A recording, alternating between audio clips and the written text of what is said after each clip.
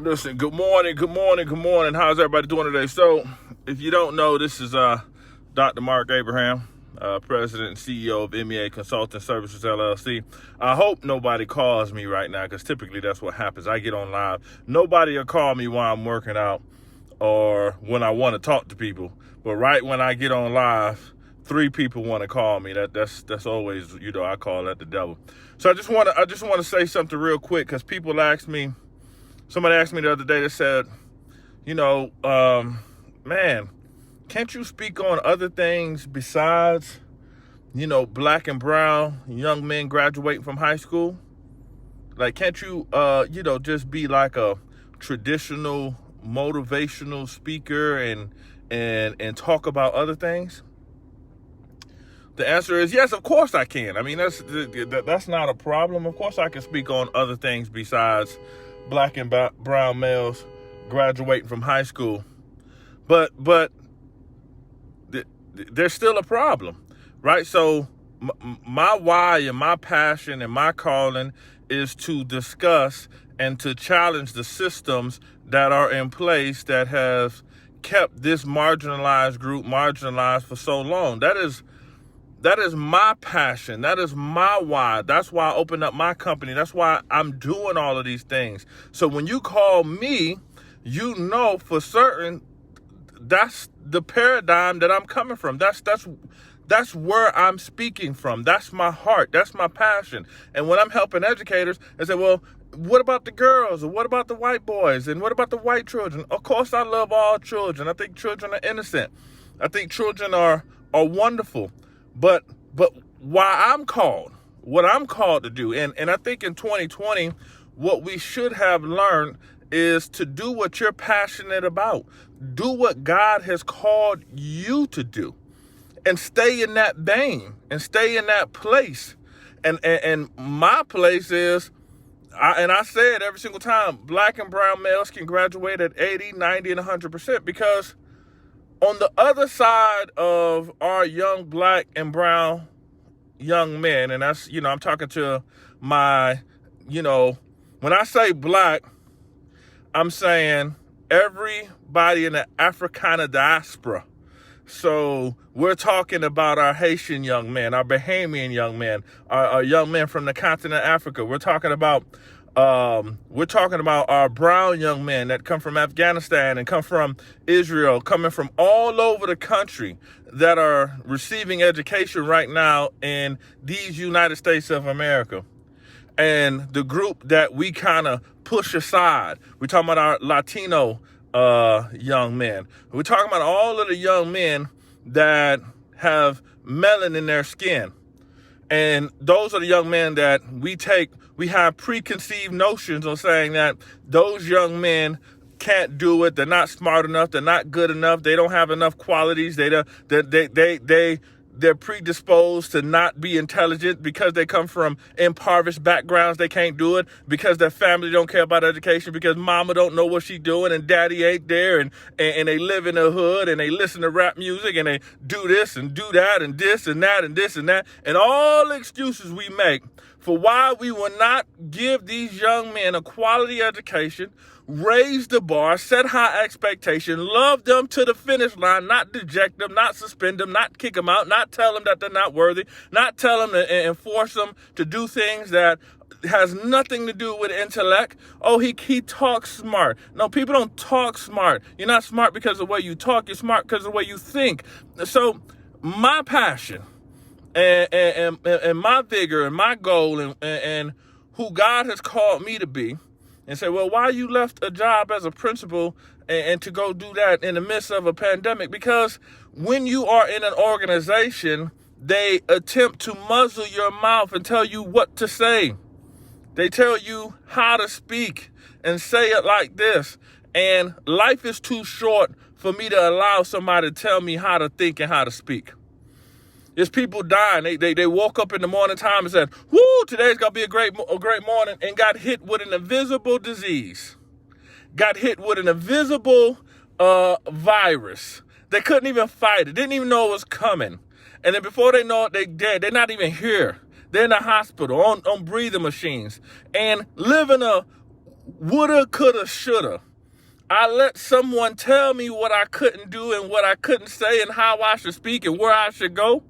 Now for not. So for me, in my house, let me take you to church on this. What's today? Wednesday or Tuesday? What? I don't know what day it is. But I take you to church on this wonderful day. I'm going to do what I'm called to do. I call myself the educational evangelist. The Lord called me the liberator. I'm coming to help people and challenge systems and tell them that they can do it and it is possible and it can happen. So, to answer your original question, MarcK Abraham, can you speak on other things besides young men graduating from high school? Yes, of course. But I'll speak on it when the graduation rate goes up. When the graduation gap decreases, when our black and brown males are graduating at the same rate as our white males and our white females and our Asian kids. When that happens, I'll stop speaking on it. I'll move on and go, sip some tea and speak on something else. I speak on whatever it is you want me to speak on after that. Until then, though, this is what I do. This is who I am. And I will continually, in love, tell people it's possible and we have to do it. And it's our mandate. It's our mandate. For the folks that's watching me right now, as you're preparing, you principals and administrators, you teachers, listen, the pandemic is hard. Yes. Okay. But you're equipped for this at this moment. You have all of the skills necessary for this.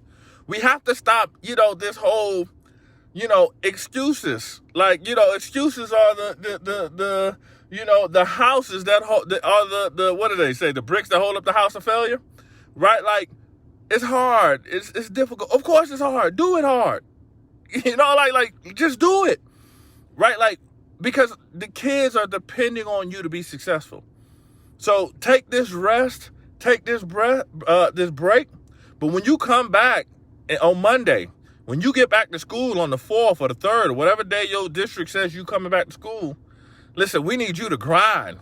We need you to be innovative. We need you to think outside the box. We need you to pair up with other teachers. We need you to have a Zoom party with other educators. We need, when the kids come back to school, that they're celebrated, that they're made to feel like heroes. We need you to put their pictures around the school and make them know that they're important. We need you to show them that you love them. We need you to open up the doors and fist pound them and elbow them, whatever it is you got to do when they actually physically can come back into the building.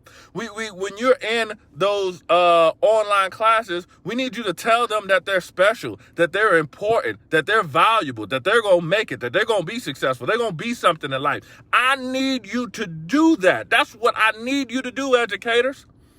Right? Like, I need you to take the time and show them movies and art that look like them, that tell them that they're somebody, that tells them that they're valuable. We need you to build up their self-esteem and build up their confidence, because we know good and well that the same quality education that they're receiving in school is not happening outside of school. Stop the games. Don't tell me it is. Don't play games, people. You cannot tell me that a 45-minute Zoom class is equivalent to 7 to 8 hours, 10 hours in school. If it is, I want my money back. What do you mean? I want my money back from all the education I done put into it. I've been in school for a long time. If it's equivalent, somebody owe me some money. One of these colleges owe me a check. Because it's not the same. You're not getting the same differentiation. You're not getting the same socialization that you're getting online. I get it. It's a pandemic. We got to do what we got to do. But as we're doing what we have to do, be better. Be more creative. I'm tired. Everybody's tired. Like, it's hard. It's hard for everybody. But there's some people that are having success. Use the data to drive your decisions. See if the kids are learning. What are they learning? What are you teaching them? What's the expectation? Oh, we don't want no tests. Don't give the kid a test. Why not? If you're saying it's quality education, test them. See what they know. Do formative assessments. Do summative assessments. All the kids are not coming to class and they're not logging on. Why aren't they doing that?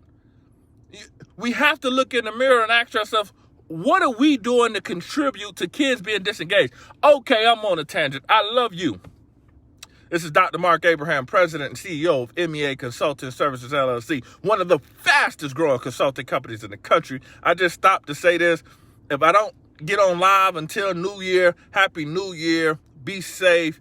Be wonderful. God bless. Keep doing the good work. Get into what my brother John Lewis say, the good trouble. Do the good trouble.